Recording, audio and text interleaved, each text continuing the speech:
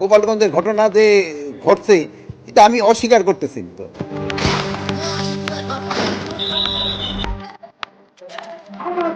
গোপালগঞ্জে এনসিপির সমাবেশকে কেন্দ্র করে গেল ১৬ জুলাই আইনশৃঙ্খলা বাহিনীর সঙ্গে সংঘর্ষে জড়ায় আওয়ামী লীগের নেতাকর্মীরা।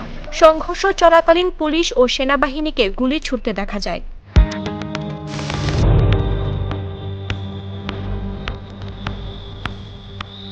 এ ঘটনার পর বিতর্কের মুখে পড়ে সেনাবাহিনী। তবে পরিস্থিতিগত কারণে গোপালগঞ্জে সেনাবাহিনী গুলি করেছে বলে জানিয়েছেন স্বরাষ্ট্র উপদেষ্টা মোহাম্মদ জাহাঙ্গীর আলম চৌধুরী। বলেন, যে সময় যে পরিস্থিতি ওই ব্যবস্থা নিতে হবে।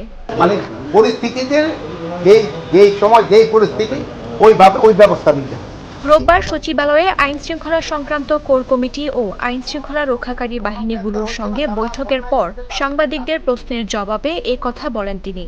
এ সময় আইনশৃঙ্খলা বাহিনীর সঙ্গে আওয়ামী লীগ নেতাকর্মীদের সংঘর্ষের পর এই জেলায় জারি করা হয় ১৪৪ ধারা পর্যায়ক্রমে উঠিয়ে নেওয়া হবে বলেও জানান তিনি।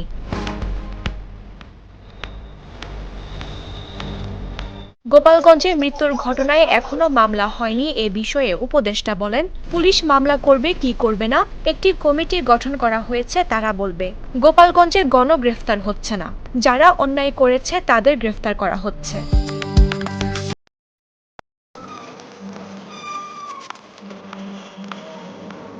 এ সময় গোপালগঞ্জের ঘটনায় ৯ জন শিশুকেও আটকে রাখা হয়েছে বলে তথ্য দেন একজন সাংবাদিক। এ বিষয়ে স্বরাষ্ট্র উপদেষ্টা বলেন, এরকম কোনো খবর তার কাছে নেই। একই বিষয় চলতেছে না। আপনি এই কথাটা কিন্তু আপনি ঠিক বললেন। এছাড়াও ছাত্রলীগের হরতালে কম নাশকতায় স্বস্তি প্রকাশ করেন স্বরাষ্ট্র উপদেষ্টা। দুই জায়গারই হয়েছে, সত্যি কথা।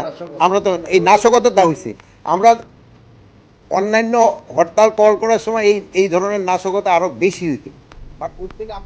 মামদুহা রাইসা, জাগো নিউজ।